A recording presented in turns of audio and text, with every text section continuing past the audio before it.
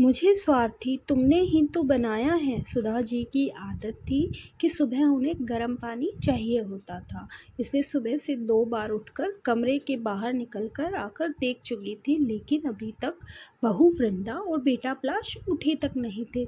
जब तक उन लोगों में से कोई एक उठेगा नहीं, तब तक उन्हें गर्म पानी मिलेगा नहीं। बात ये नहीं थी कि सुधा जी गर्म पानी कर नहीं सकती थी, बात यह थी कि बहू वृंदा रात को रसोई का काम खत्म कर रसोई में ताला लगा देती थी।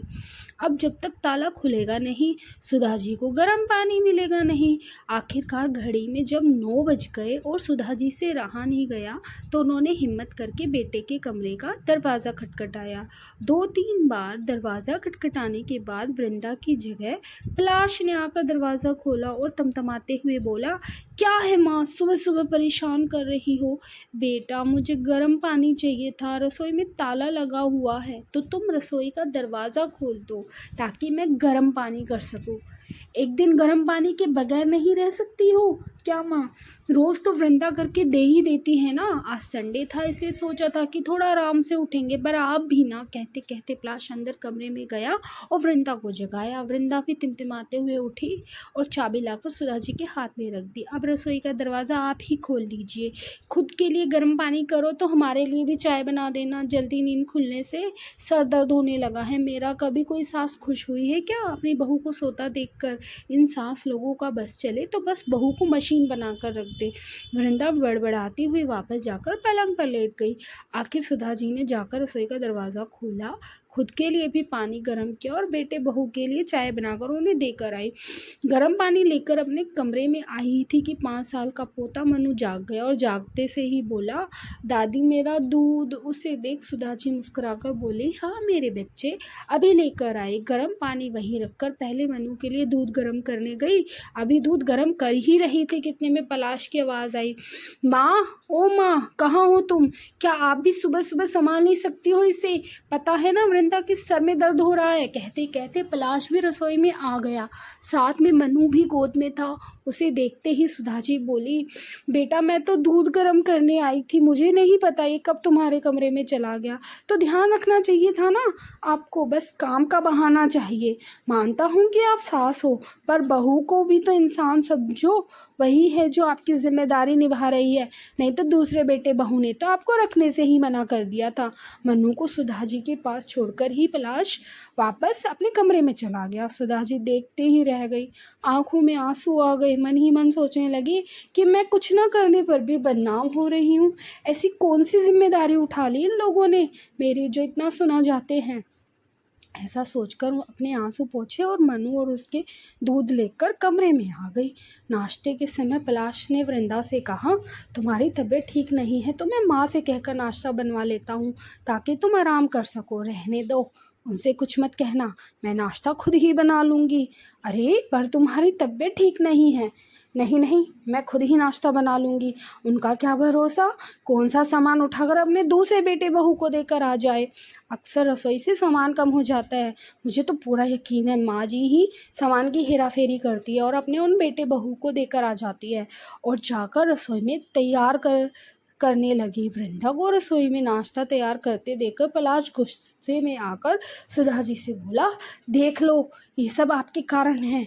उसकी तबीयत खराब है फिर भी नाश्ता तैयार कर रही है। आपकी इन्हीं हरकतों के कारण परेशान हो चुके हैं हम। पता नहीं भगवान भी हमें चैन से कब रहने देगा। सुधा जी उसकी बात सुनकर हैरान रह गई, सुनकर अपने कमरे में चुपचाप शांतिपूर्वक बैठ गई। आंखों से झरझर आंसू बहे जा रहे थे। क्या इसी दिन के लिए इन बेटों को जन्म दिया था? जब शादी के 7 साल बाद मंदिर माथा टेकने के बाद 2 जुड़वा बेटे हुए तो कितना खुश हुए थे सब घर में सब लोग। यार दोस्त रिश्तेदार सब लोगों ने कितनी बधाइयाँ दी थी। सासू माँ तो बलैया ले जा रही थी, अरे 2-2 बेटों की माँ बनी है, बुढ़ापे में बैठकर राज करेगी राज। कुछ साल बाद जब पति का देहांत हो गया तब भी सुधा जी ने हिम्मत करके अपने दोनों बेटों कैलाश और सुहास को संभाला। कितनी परेशानी झेलकर भी इन लोगों को पढ़ाया लिखाया, इतना बड़ा किया, दोनों की शादी कराई, पर उसके बाद सब कुछ बदल गया। दोनों बहुओं की आपस में बनी नहीं, इस कारण बेटों में भी झगड़े होने लगे। आखिरकार दोनों बेटे अलग हो गए। सुधा जी के पति ने 2 मंजिला मकान बनवाया था, उसी में ऊपरी मंजिल पर सुहास अपनी पत्नी के साथ रहने लगा और नीचे वाले फ्लोर पर कैलाश अपनी पत्नी और सुधा जी के साथ रहने लगा। सुधा जी को रहने को लेकर भी दोनों भाइयों में बहस हुई थी। सुहास ने साफ मना कर दिया था कि वो माँ को अपने पास नहीं रखेगा, तो कैलाश को अपने पास सुधा जी को रखना पड़ा। सच कहे तो उस समय की बधाई आज कानों में चुभ रही थी। थोड़ी देर बाद कैलाश कमरे में आया और पोहे की प्लेट सुधा जी के सामने टेबल पर रखते हुए, या यूं कहें पटकते हुए बोला, लो नाश्ता कर लो, आखिर एक बहू को ही परेशान करती जाओ, दूसरे से तो कोई लेना देना ही नहीं। सुधा जी को कैलाश की बात बहुत बुरी लग रही थी। उन्हें ऐसा लग रखा था जैसे पोहे की प्लेट उन्हें चिढ़ा रही है। ऐसा खाना भी किस काम का जो तिरस्कार करके दिया जाए। आखिरकार सुधा जी ने उस नाश्ते को प्लेट को हाथ भी नहीं लगाया। आखिरकार सुधा जी ने सोचा और सोच समझकर वो एक निर्णय पर पहुंची। शाम को सुहास अपनी पत्नी के साथ बाहर कहीं घूमने जा रहा था। कैलाश और वृंदा भी बाहर खड़े थे। तभी एक प्रॉपर्टी ब्रोकर उनके घर पर आया। उसे देखकर चारों बेटे बहू हैरान रह गए। उसने आते ही पूछा, क्या मैं सुधा जी से मिल सकता हूँ? आपको सुधा जी से क्या काम है, हमें बताइए, उनके बेटे हैं। कैलाश ने कहा, जी मुझे सुधा जी ने फ़ोन करके बुलाया है। सब एक दूसरे को हैरानी से देख लगे। इतने में सुधा जी अंदर से आई। क्या आप ही सुधा जी हैं? जी मैं ही सुधा हूँ। आप?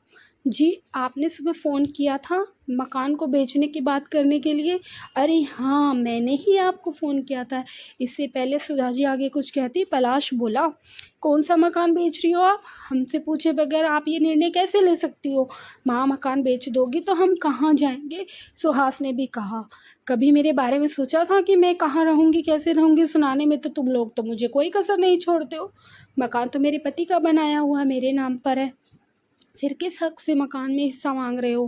पर माँ जी समस्या क्या है? मकान को बेच दोगी तो आप उन पैसों का करोगे क्या? वृंदा ने कहा, सोच रही हूँ कि वापस गांव चली जाऊँ, जहाँ से ज़िंदगी की शुरुआत हुई थी, वहीं जाकर अपनी ज़िंदगी के अंतिम दिन देखूँ। इसलिए मैं मकान बेचकर गांव में ही ज़मीन खरीद रही हूँ और वहीं रहूँगी। फिर हम लोगों का क्या? छोटी बहू ने कहा, मुझे नहीं पता, तुम लोगों के तो हाथ पैर चलते हैं और उससे भी तेज़ ज़बान चलती है। अपने आप कमाओ और अपनी प्रॉपर्टी बनाओ, बाकी मुझे नहीं पता। माँ तुम इतनी स्वार्थी कैसे हो सकती हो? कैलाश और सुहास एक साथ बोले, माँ को महानता का चोला मत पहनाओ। जैसे बेटे स्वार्थी हो सकते हैं वैसे माँ भी स्वार्थी हो सकती है, और तुम जैसे बेटे हो तो माँ ऐसी ही होनी चाहिए। मैं मकान बेच रही हूँ और यह मेरा अंतिम निर्णय है। तुम लोग अपना बंदोबस्त देख लो, कहकर सुधा जी उस ब्रोकर को मकान दिखाने चल दी। 1 महीने बाद वो मकान बिक गया और सुधा जी गाँव में एक मकान लेकर वहीं रहने लगी। फ्री टाइम वहाँ बच्चों को पढ़ाती थी और गाँव के शांत वातावरण में अपनी ज़िंदगी जीती थी। तो कैसी लगी आपको स्टोरी?